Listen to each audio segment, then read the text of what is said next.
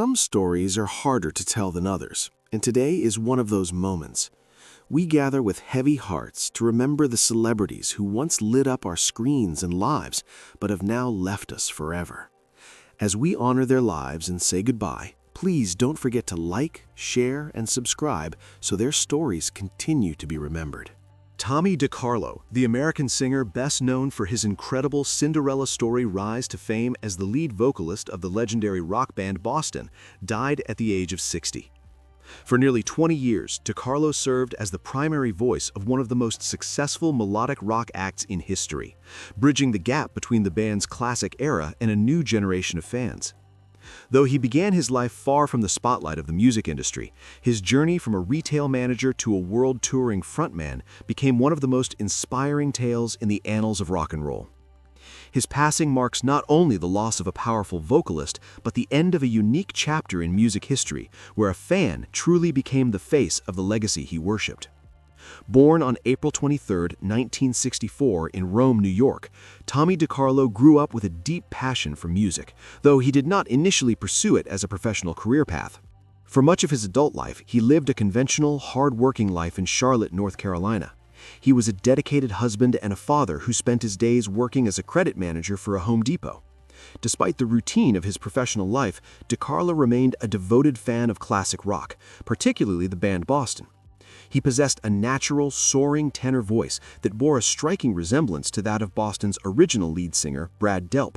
For years, this talent was mostly kept to himself or shared in small circles, a hidden gift that would eventually change the course of his life. During the early 2000s, DiCarlo began recording covers of his favorite Boston songs in his home, using backing tracks he had created or found. He uploaded these recordings to MySpace, a fledgling social media platform at the time, simply as a tribute to the music he loved. He had no formal training and had never even performed in a professional touring band or a local bar circuit. His stage was his own living room, and his audience consisted of a few online listeners. He once recalled that he wasn't trying to imitate Brad Delp out of ambition, but simply because he loved to sing along with the records so much that the phrasing became second nature to him. The course of DiCarlo's life changed forever following the tragic death of Brad Delp in March 2007. The loss left the band's founder and mastermind, Tom Scholz, in a difficult position as he planned a tribute concert to honor Delp's legacy. After hearing DiCarlo's covers on MySpace, which were brought to his attention by other fans, Scholz was stunned by the accuracy and emotional resonance of the performances. He reached out to the North Carolina credit manager, eventually inviting him to audition for the tribute show. This unlikely message eventually reached DiCarlo at his workplace, marking the beginning of a transformation that felt like a Hollywood movie script. DiCarlo's performance at the tribute concert was a revelation for both the band and the audience. He captured the complex, operatic range required for Boston's discography with an ease that defied his lack of professional experience. What was intended to be a singular appearance at the Bank of America Pavilion in Boston turned into a permanent role. In 2008, Tommy DiCarlo was officially named the lead singer of Boston, stepping into one of the most challenging and scrutinized roles in rock music. He famously took a leave of absence from Home Depot, a job he had held for years, to embark on his first ever concert tour as a professional musician. Over the next decade and a half, DiCarlo became a fixture of the band's live performances. He toured extensively, headlining arenas and festivals across the globe. He was tasked with delivering some of the most iconic anthems in rock history, including More Than a Feeling, Peace of Mind, Don't Look Back, and Foreplay Long Time. Fans and critics alike praised him for his humility and his ability to honor Delp's original vocal style while bringing his own steady energy to the stage. He understood that for many in the crowd, these songs were the soundtrack to their lives, and he treated that responsibility with immense respect. In addition to his work with Boston, DiCarlo contributed to the band's 2013 studio album, Life, Love, and Hope. His involvement in the recording process proved that he was more than just a touring replacement. He was a legitimate successor who could contribute to the band's evolving sound. Despite his success, DiCarlo maintained a grounded perspective, often remarking in interviews how surreal it was to go from the aisles of a hardware store to the center stage of a stadium. He even released an audiobook in 2021 titled Unlikely Rockstar, the Tommy DiCarlo story, which served as a testament to the idea that it is never too late to pursue a dream. Beyond his work with Boston, DiCarlo was deeply committed to his family and his own musical projects. He formed the band DiCarlo with his son, Tommy DiCarlo Jr., which allowed him to explore his own songwriting and perform in a more intimate setting. They released the album Lightning Strikes Twice in 2020, followed by his solo work such as the 2022 album Dancing in the Moonlight. These projects highlighted his versatility as an artist and his desire to share his love of music with his children. Music became a family affair, and the bond he shared with his son on stage was often cited by Tommy as one of the highlights of his career. In late 2025, DiCarlo faced his most difficult challenge when he was diagnosed with brain cancer. His family later shared that he had suffered a sudden brain bleed in September of that year, which led to an emergency craniotomy. During the surgery, doctors discovered melanoma masses on his brain and lungs. Despite the gravity of the diagnosis, DiCarlo fought the illness with the same quiet strength that had defined his career. His family launched a GoFundMe to help with medical expenses, which saw an outpouring of support from fans around the world, proving the deep impact he had made during his years on the road. Tommy DiCarlo's story resonated with so many because it represented the ultimate fan's dream. In an industry that often prioritizes youth and polished marketing, DiCarlo's ascent was based purely on talent and a genuine connection to the material. He remained a fan at heart throughout his entire tenure with the band, often speaking of the music with the same reverence as the people in the audience. He was known for staying late after shows to sign autographs and talk to fans, never forgetting that not long ago he had been one of them. The news of his passing on March 9, 2026 was met with deep sadness across the music community. In a poignant and eerie coincidence, Tommy passed away exactly 19 years to the day after the death of his predecessor, Brad Delp. His family confirmed the news with a statement praising his courage and strength through his final months. Tom Scholz also paid tribute, remembering him as the singer who appeared out of nowhere to rescue Boston and gave the band nearly 19 additional years on stage. In the history of the music industry, few performers have bridged the gap between the regular world and rock stardom as gracefully as Tommy DiCarlo. He will be remembered not only for the power of his voice and his ability to hit the highest notes of the classic rock canon, but for the kindness and humility he brought to his unexpected fame. He showed the world that a regular guy from North Carolina could reach the stars, provided he had the voice to carry him there. Through his recordings and the memories of the millions of fans who saw him perform, Tommy DiCarlo's contribution to the legacy of Boston remains secure. He proved that the music he loved was timeless, and that sometimes the person best suited to carry a torch is the one who has been holding it in the front row all along. As fans play those classic records today, Tommy's voice remains intertwined with a legacy of perfection, serving as a reminder that the most extraordinary stories often begin in the most ordinary places. Tommy DiCarlo, a husband, a father, a fan, and a legend. Willie Colon, the legendary Puerto Rican-American trombonist, composer, singer, and social activist, stands as one of the most influential figures in the history of Latin music.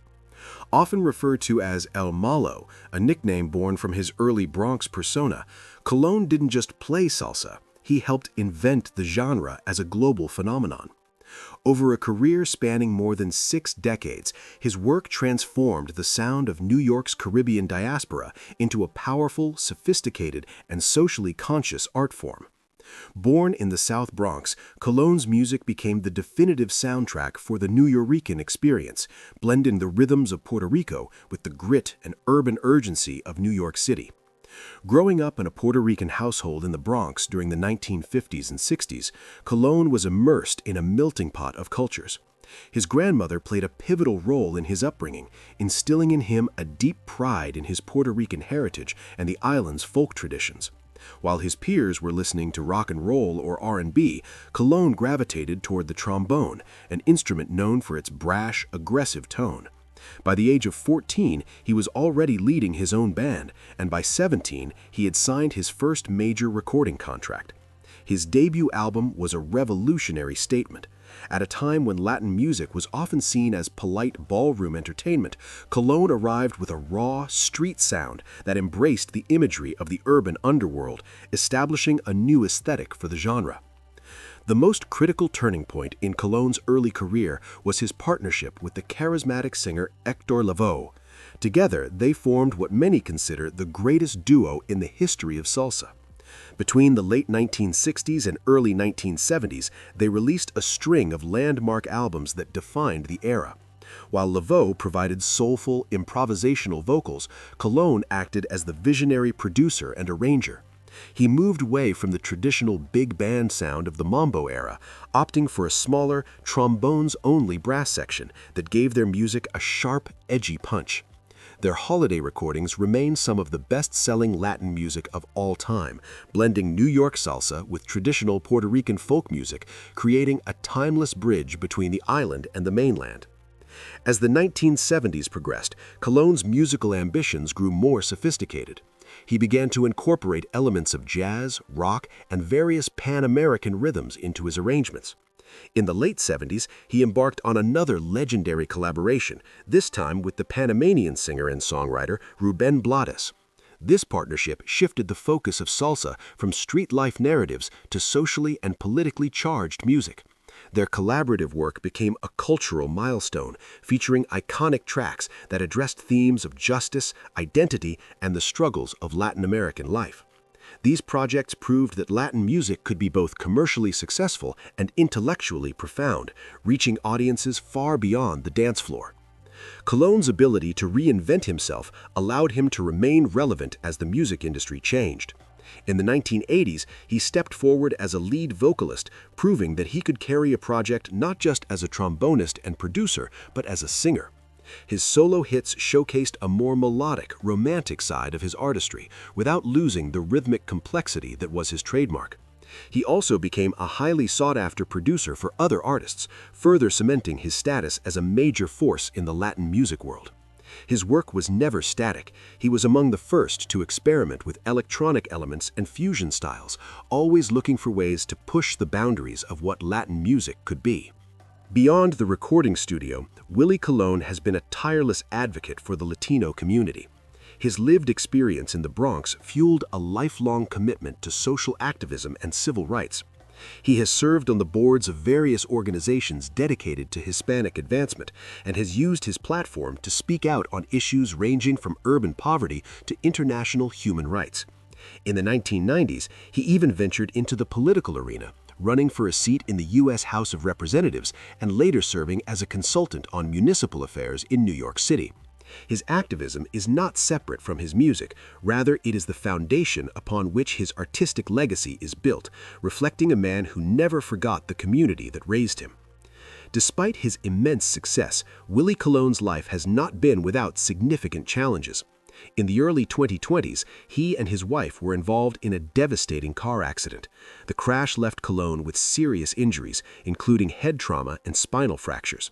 The news sent shockwaves through the music world, with fans and fellow artists around the globe offering tributes. His recovery was a testament to the same resilience that characterized his early years in the Bronx. Though the accident forced him to step back from the grueling pace of international touring, he remained a vocal and active figure in the cultural landscape, continuing to share his insights on music and society through modern digital platforms. The legacy of Willie Colón is measured not just in record sales, but in the doors he opened for generations of Latin artists. He took the marginalized sound of the barrio and elevated it to the world's most prestigious stages, from grand concert halls to the largest stadiums in Latin America. He was a central figure in musical supergroups that brought salsa to Africa, Europe, and Asia, proving that rhythm is a universal language. His bad boy image eventually gave way to the role of a respected elder statesman, a man whose career trajectory mirrored the growing influence and maturity of the Latino presence in the United States. Today, Willie Colón remains a symbol of Nuyorican pride and artistic fearlessness. His discography serves as a historical archive of the Latin experience in the late 19th century, capturing the joy of celebration, the pain of struggle, and the hope of the future. His trombone, with its unmistakable, biting tone, continues to inspire young musicians who see in him a blueprint for how to be both an artist and a leader. Whether he is being honored with Lifetime Achievement Awards or being celebrated in the streets of San Juan and New York, Colón's impact is indelible. In conclusion, Willie Colón is more than a musician. He is a cultural architect. He took the fragmented pieces of Caribbean tradition and urban reality and welded them into a cohesive identity that millions of people call their own. He challenged the status quo, refused to be pigeonholed, and always stayed true to his roots. As we look back on his extraordinary journey, we see the story of a boy from the Bronx who changed the world, one trombone blast at a time. His music remains a living, breathing force, ensuring that the spirit of salsa and the voice of a legend will never be silenced. Chuck Negron, the American singer-songwriter best known as one of the three lead vocalists for the legendary rock band Three Dog Night, remains one of the most distinctive voices in the history of 1970s pop rock. His career is a sweeping saga of immense success, harrowing personal struggle, and an eventual triumphant redemption. With a vocal range that could shift effortlessly from a soulful baritone to a glass-shattering high tenor, Negron was responsible for some of the most recognizable hooks in the American songbook. However, his story is also inextricably linked to the excesses of the rock and roll lifestyle, serving as both a cautionary tale and a powerful testament to the resilience of the human spirit.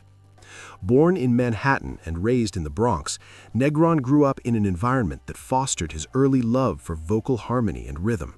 His youth was marked by a mix of musical influence and athletic prowess. He was a talented basketball player who even attended college on athletic scholarships. Yet the pull of the burgeoning music scene in the 1960s proved stronger than the allure of the court. After a brief stint as a solo artist and a member of various local groups, his life changed forever when he joined forces with Danny Hutton and Corey Wells. Together, they formed Three Dog Night in 1967, a vocal-centric group that would go on to dominate the charts for nearly a decade. The chemistry between the three vocalists was unlike anything else in rock music at the time. While many bands focused on a single frontman, Three Dog Night utilized a three-pronged attack, with Negron often handling the most vocally demanding, soaring ballads and high-energy anthems. For several consecutive years, the band was a hit-making machine, achieving an incredible string of consecutive top 40 hits. Negron's voice was the centerpiece of their most iconic records, including timeless tracks like Joy to the World and an old-fashioned love song. His ability to convey deep emotion while maintaining technical precision made him a superstar, and for a time, Three Dog Night was among the biggest bands in the world, defining the sound of a generation. However, the rapid ascent to fame brought with it a dark underside. By the early 1970s, Negron had spiraled into a severe addiction that threatened to consume his life and career. As the band's internal dynamics began to fray under the pressure of constant touring and substance abuse, the hits began to dry up. By the time the group originally disbanded, Negron was in the throes of a dependency that would last for over 2 decades. His struggle was not a quiet one. He faced numerous health crises and periods of extreme hardship, losing the vast fortune he had earned during his peak years. His journey through this dark period is widely cited as one of the most severe in the music industry, a time where he nearly lost his life on several occasions. The turning point finally came in the early 1990s. After many failed attempts at recovery, Negron finally found the strength to get clean in 1991. His recovery was more than just a personal victory, it became a mission. He began to speak openly about his experiences, using his platform to help others struggling with similar demons. He eventually published an autobiography, providing a brutally honest account of his life that pulled no punches regarding the depths of his struggle. The book was a critical success and served as a bridge back to his audience, humanizing the rock star and showing the world the man behind the music. Negron's return to the stage was a gradual process, but one fueled by a renewed sense of purpose. He reclaimed his voice, which remained remarkably intact despite the years of physical toll. He began touring as a solo artist, performing the classics that fans had longed to hear. His live shows became a celebration of survival, with audiences moved not just by the nostalgia of the music, but by the visible joy of a man who had been given a second chance at life. He also continued to record new material, proving that his creative fire had not been extinguished by his past struggles. In his later years, Negron became a symbol of longevity and grace in the rock world. He participated in various celebrated nostalgia tours where he consistently received standing ovations for his performances. He also dedicated a significant portion of his time to philanthropic efforts, working with organizations focused on recovery and youth music education. His legacy shifted from being a troubled lead singer to being a respected elder statesman of rock, a man who had faced the ultimate test and emerged with his integrity and his voice restored. Tragically, the world of music mourned the loss of this iconic vocalist when Chuck Negron passed away in early 2026 at the age of 83. His death marked the passing of one of the last true power vocalists of his era. Fans and fellow musicians alike flooded social media with tributes, many noting that while his voice was a gift to the world, his openness about his recovery was perhaps his greatest contribution to his fellow man. He died surrounded by the family he had worked so hard to reconcile with during his decades of sobriety, a final victory in a life defined by hard-won triumphs. The legacy of Chuck Negron is measured in the soaring high notes and the enduring optimism of his music. His work remains a cornerstone of American pop culture, played daily and featured in countless films and television shows.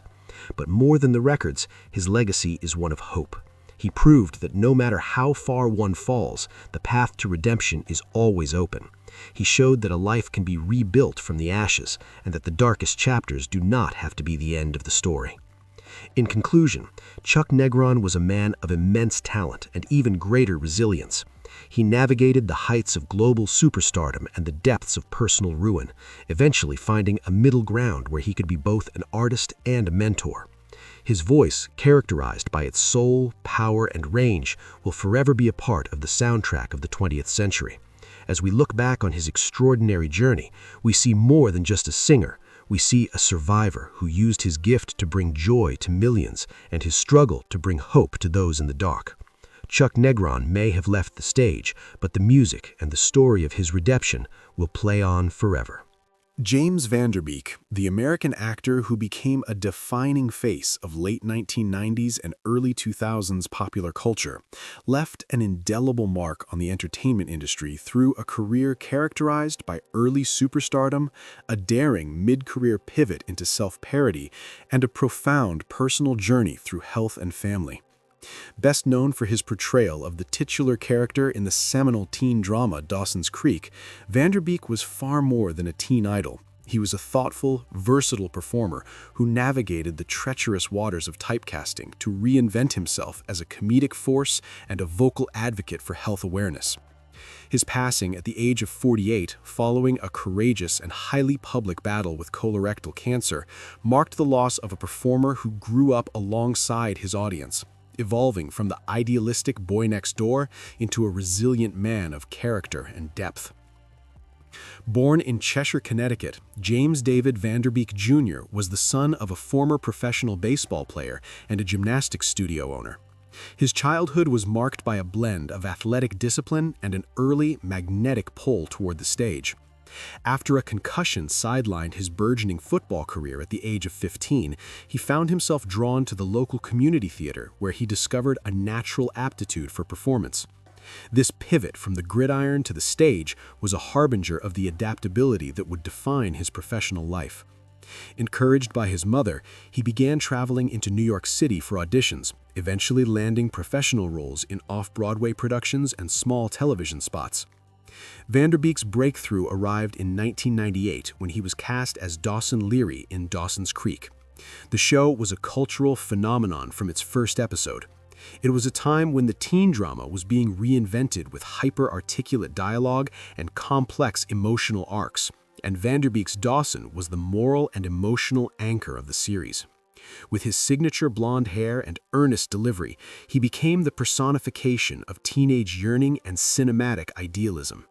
The show did more than just launch his career, it anchored him in the cultural zeitgeist of the turn of the millennium. For millions of viewers, Van Der Beek wasn't just an actor, he was the friend they grew up with, the romantic who believed in the power of movies and the possibility of happily ever after.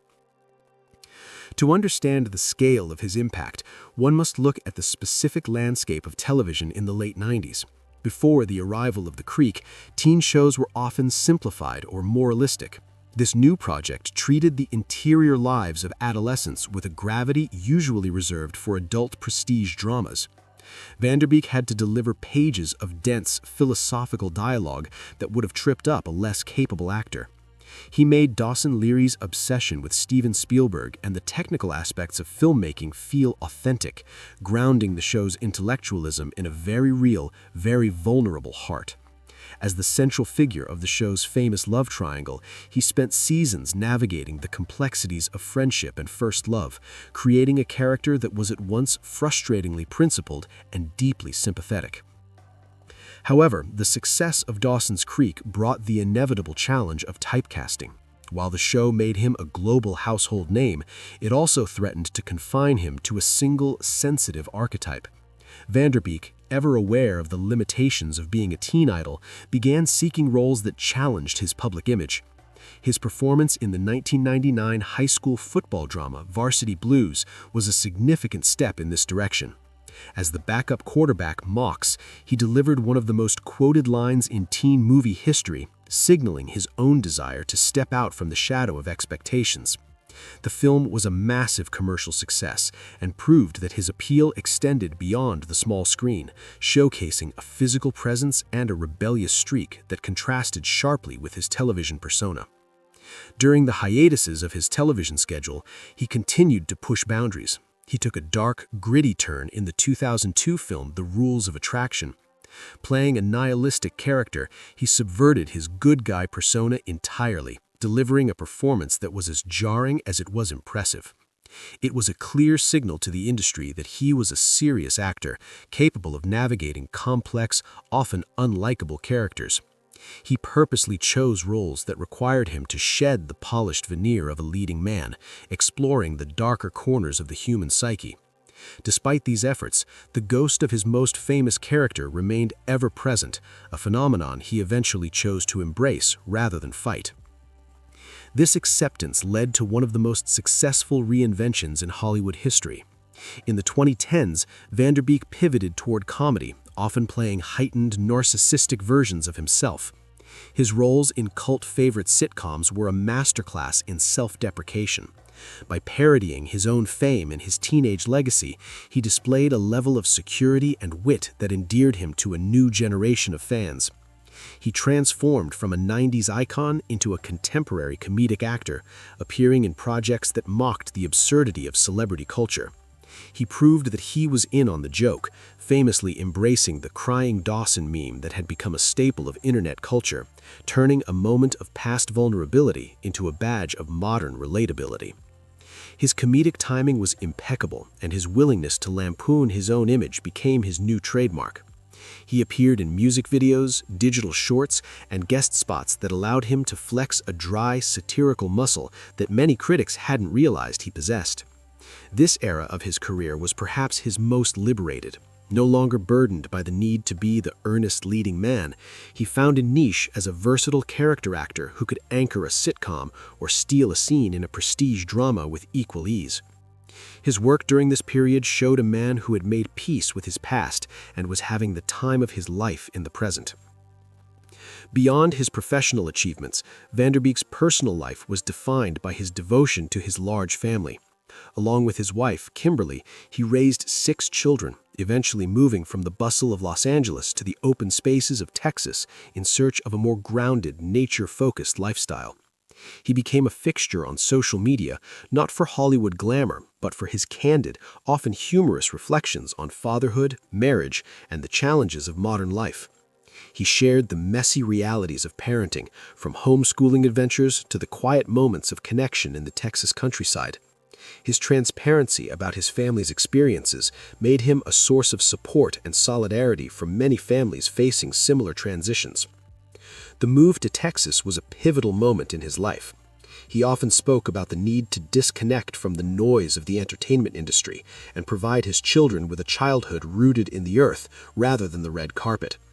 He shared images of his family tending to their land, exploring local rivers, and building a life that prioritized presence over prestige.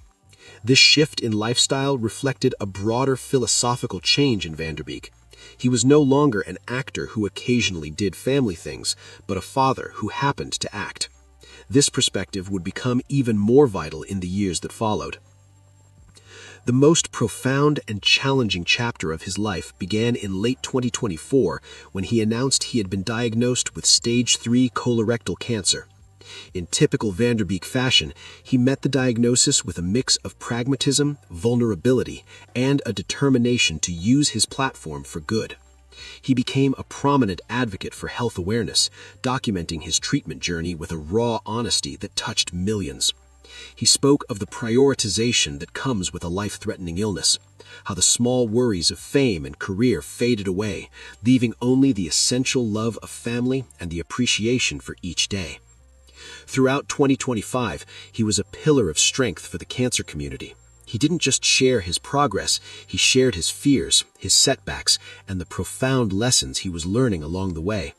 He advocated for early screening, particularly for younger adults, as he noted the rising rates of the disease in his own demographic. He used his voice to destigmatize the conversation around colorectal health, speaking with a directness and dignity that encouraged thousands of others to seek medical advice.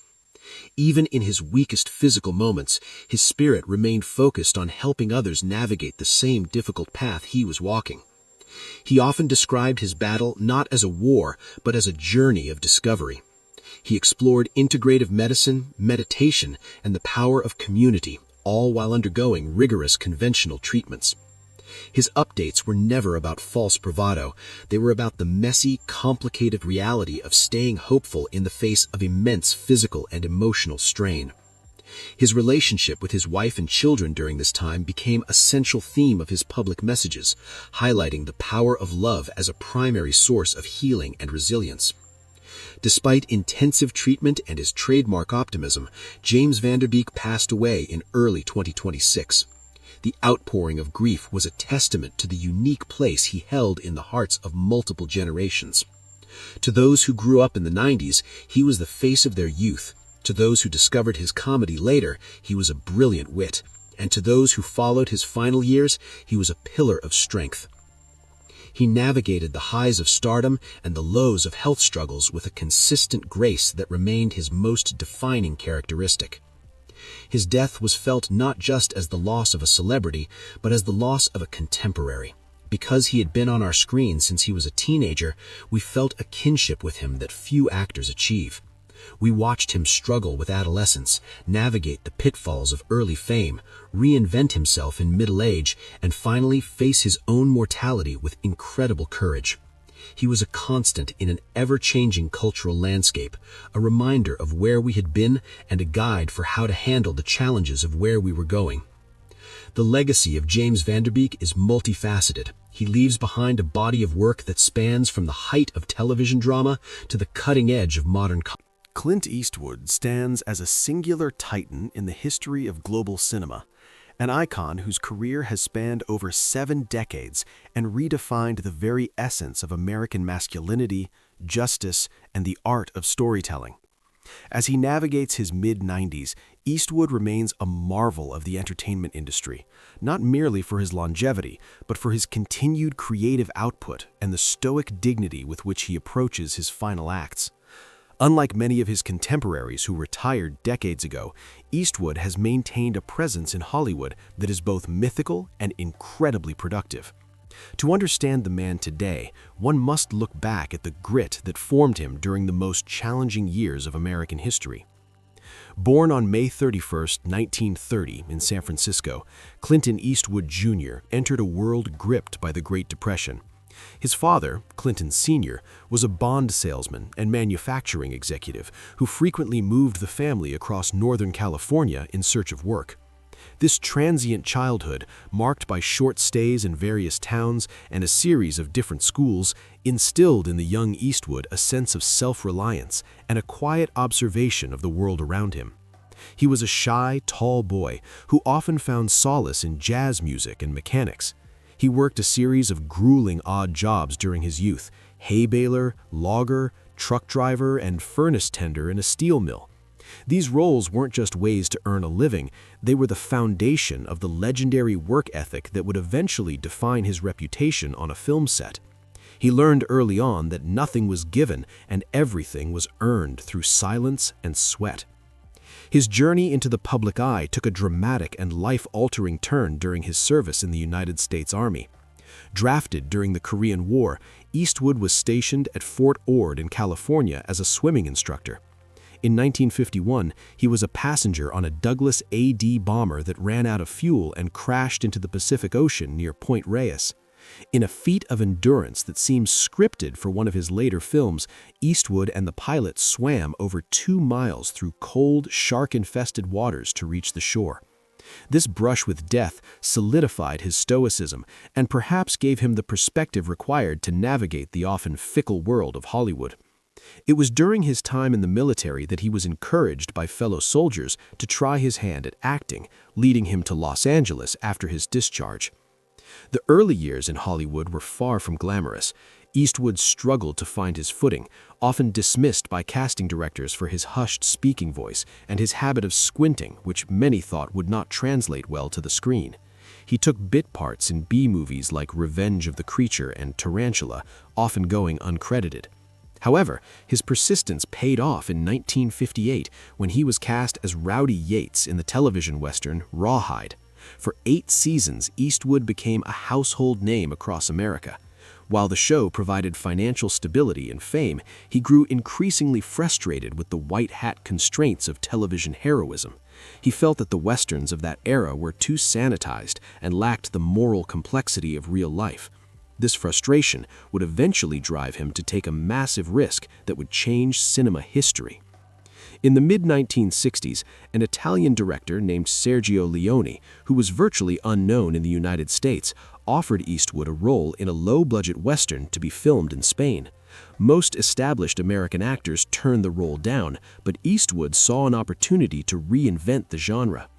This collaboration birthed The Man with No Name in the classic spaghetti western trilogy. These films stripped away the traditional western tropes of clear-cut heroes and villains. Eastwood's character was a pragmatist, a man of few words, a weathered poncho, and a lethal, lightning-fast draw. He wasn't fighting for justice in the traditional sense. He was navigating a violent, dusty world where survival was the true law. The trilogy, consisting of A Fistful of Dollars, For a Few Dollars More, and The Good, the Bad, and the Ugly, was a global sensation. And when the films were finally released in the United States, Eastwood was transformed from a TV star into a global cinematic icon. Returning to America, realized that his future lay in controlling his own creative destiny. He founded Malpaso Productions, named after a creek on his property, with the goal of making movies efficiently and without the interference of bloated studio bureaucracies. He began a long and fruitful partnership with director Don Siegel, which resulted in several key films, most notably 1971's Dirty Harry. The character of Harry Callahan was a direct response to the rising crime rates and social anxieties of the early 1970s. With his .44 Magnum and a total disregard for the legal technicalities that allowed criminals to go free, Dirty Harry became a cultural flashpoint. The film was criticized by some as being fascist, but for the public, it was a cathartic exploration of a man doing what was necessary to protect the innocent. Eastwood's delivery of iconic lines like "Go ahead, make my day" entered the permanent lexicon of American culture. As of March 2026, Clint Eastwood is 95 years old and continues to defy the biological expectations of his age. Recent reports indicate that Eastwood remains in remarkably physical shape. He explicitly stated in recent months that he has no plans to retire, famously telling colleagues that as long as he finds a story that interests him, he will keep working. He remains mentally agile and is currently involved in the final stages of his latest project, Juror No. 2, which has been hailed as one of his most sophisticated directorial efforts. Sources close to the production note that his stamina on set remains a point of inspiration for the crew. He is often the first to arrive and the last to leave, maintaining a sharp focus on every detail of the framing and performance. Physically, Eastwood's health continues to be managed through a lifetime of discipline. He has been a practitioner of transcendental meditation for over 40 years, practicing it twice a day to maintain mental clarity and manage the stresses of his high-pressure career. His diet is a cornerstone of his longevity, focusing on lean proteins like grilled fish and chicken, paired with an abundance of green vegetables like kale, broccoli, and spinach. He has long avoided processed sugars, heavy red meats, and excessive alcohol, adhering to a 90-10 rule where he eats clean 90% of the time. While he has naturally become thinner and moves with more deliberation, he has had no major reported illnesses or hospitalizations as of early 2026. He remains active at his home in Carmel by the Sea, spending time with his 8 children and his grandchildren, and continues to drive himself to his Malpaso Productions office. The 1970s also saw Eastwood make his directorial debut with the psychological thriller Play Misty for Me. It was a sophisticated, tense film that proved he had a keen eye for visual storytelling and pacing. As a director, he quickly became known for his no-nonsense approach. He famously dislikes rehearsals, believing that they drain the spontaneity out of a scene. He often uses the first take, creating an atmosphere on set that is quiet, efficient, and deeply respectful of the actor's instincts. This style allowed him to produce a staggering number of films, often coming in under budget and ahead of schedule. Throughout the 70s and 80s, he balanced his career between massive commercial hits and more personal experimental projects. He explored the supernatural in High Plains Drifter, the complexities of the outlaw myth in The Outlaw Josie Wales, and even showcased his love for jazz in the Charlie Parker biopic, Bird. In 1992, Eastwood reached a new pinnacle of artistic achievement with Unforgiven. A somber, brutal deconstruction of the very Western myths he had helped build, the film followed an aging, retired gunslinger who's forced to pick up his weapons one last time. It was a meditation on the reality of violence and the burden of a bloody past. The film swept the Academy Awards, winning Best Picture and earning Eastwood his first Oscar for Best Director. It was a turning point that elevated him from a superstar to a master filmmaker. He followed this with a string of prestigious and deeply moving films, including The Bridges of Madison County, where he showed a rare, vulnerable romanticism, and Mystic River, a tragic exploration of trauma and revenge. The 2000s saw Eastwood enter his prestige era, where he seemed to produce a masterpiece every few years. Million Dollar Baby was a gut-wrenching look at mentorship and sacrifice, earning him another Best Director Oscar. He then tackled the complexities of war with the ambitious double feature of Flags of Our Fathers and Letters from Iwo Jima, telling the same battle from the American and Japanese perspectives. Even as he entered his 80s, he remained a box office force, directing and starring in Gran Torino, a film that explored racial tensions and redemption in a changing America. His later works, such as American Sniper, Sully, and The Mule, continued to focus on the ordinary hero, men who find themselves in extraordinary circumstances and must rely on their character and experience to survive. As of today, Eastwood's lifestyle in 2026 remains rooted in the values he developed as a young man. He still lives in the Carmel area, where he famously served as mayor in the 1980s. He is often spotted by locals taking long walks or playing golf, though he has transitioned to lower-impact exercises to protect his joints. He remains a lifelong non-smoker and gets plenty of sleep, maintaining that consistency over perfection is the real secret to aging gracefully. He does not use a personal trainer in the traditional sense, but relies on functional strength training that he has practiced since his time in the Army. His mind remains his most active muscle. He is a voracious reader of scripts and continues to compose original music for his films, a hobby that keeps his creative synapses firing. The enduring appeal of Clint Eastwood lies in his consistency. He has remained a steady hand in a volatile industry, never chasing trends and always staying true to his own artistic instincts. He represents a brand of rugged. Clint Eastwood's influence on the American landscape extends far beyond the flickering light of the cinema screen. While he is globally recognized as the man with no name or the uncompromising Harry Callahan, his life off-camera has been defined by a complex engagement with civic duty, a deeply private yet expansive family life, and a quiet, persistent philanthropic streak that mirrors his professional stoicism. As he navigates his 96th year in 2026, these facets of his identity have become as integral to his legacy as his 4 Academy Awards. He is a man who has consistently refused to be put in a box, whether that box is a specific film genre, a political party, or a set of societal expectations for what an old man should be. His foray into formal politics began in the 1980s, driven not by a desire for national power, but by a local frustration that echoed the pragmatic characters he played on screen. Living in the picturesque coastal town of Carmel by the Sea, California, Eastwood became embroiled in a dispute with the local city council over building permits for his property. Rather than simply complaining, he decided to run for mayor in 1986. His campaign was a masterclass in grassroots mobilization.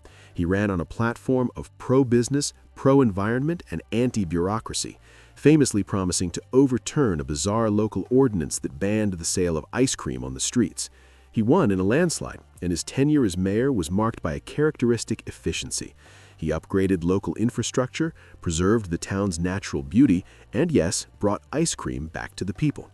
While he declined to seek a second term, choosing instead to return to filmmaking, this period solidified his reputation as a man of action who had little patience for red tape. Politically, Eastwood has long identified as a fiscal conservative with strong libertarian leanings. He has described himself as someone who wants the government to leave everybody alone, and has often taken stances that defy simple partisan categorization. While he has made high-profile appearances at Republican conventions, most famously his improvisational empty chair speech in 2012, he has also been a vocal critic of foreign military entanglements. Drawing from his own experience of being drafted during the Korean War and seeing the cycles of conflict repeat through Vietnam, Iraq, and Afghanistan, he has often used his films to question the human cost of war. He has described his work on American Sniper and the Iwo Jima diptych as essentially anti-war statements, focusing on the psychological toll that combat takes on those who serve and the families they leave behind. This nuanced perspective has allowed him to remain a respected voice across the political spectrum, even in an era of intense polarization. Beneath the tough guy exterior, Eastwood has quietly built a philanthropic legacy through the Clint Eastwood Family Foundation. His charitable work is rarely publicized, reflecting his preference for results over recognition.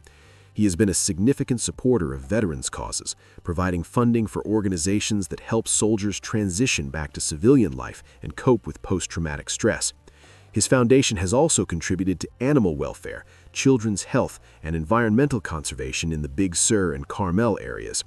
He has been particularly active in supporting the Monterey Peninsula's community programs, viewing himself as a steward of the land and the people he has lived among for over half a century.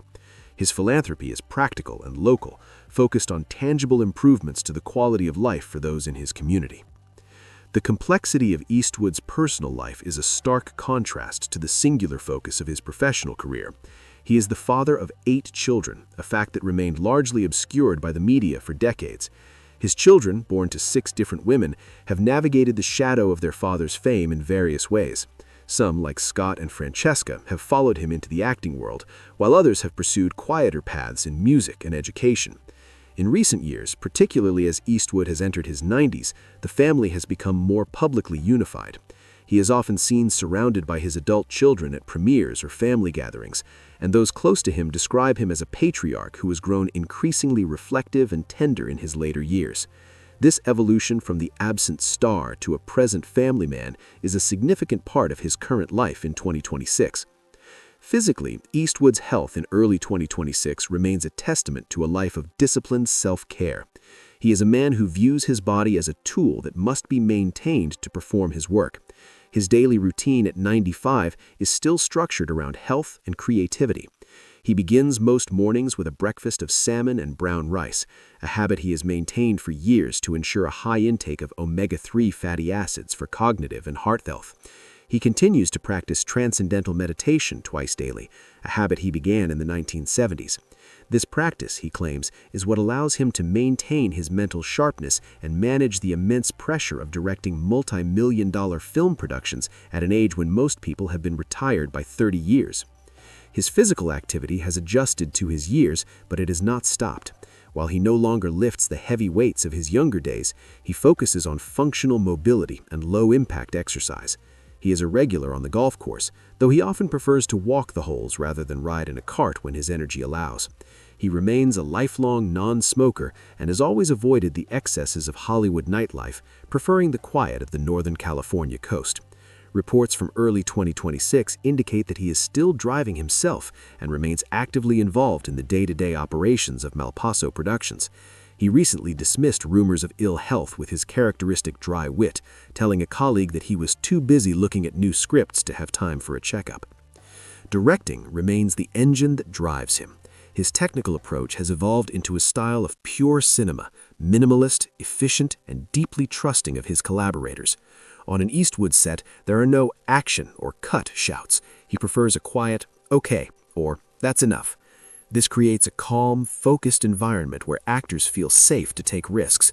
He famously hates the waste of the traditional Hollywood system and prides himself on finishing films under budget and ahead of schedule.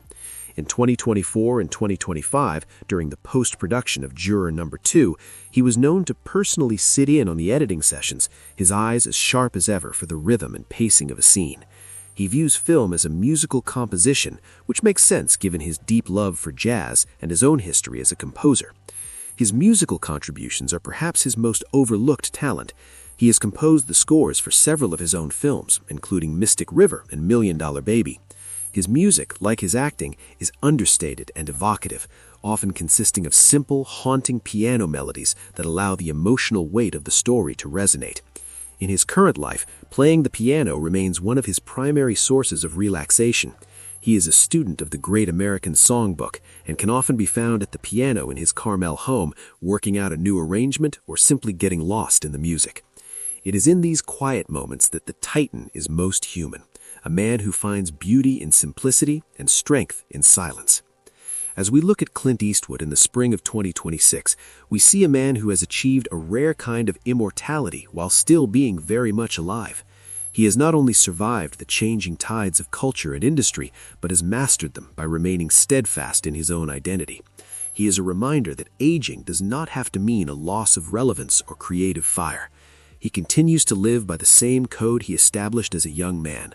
Work hard, speak little, and always keep your eyes on the horizon.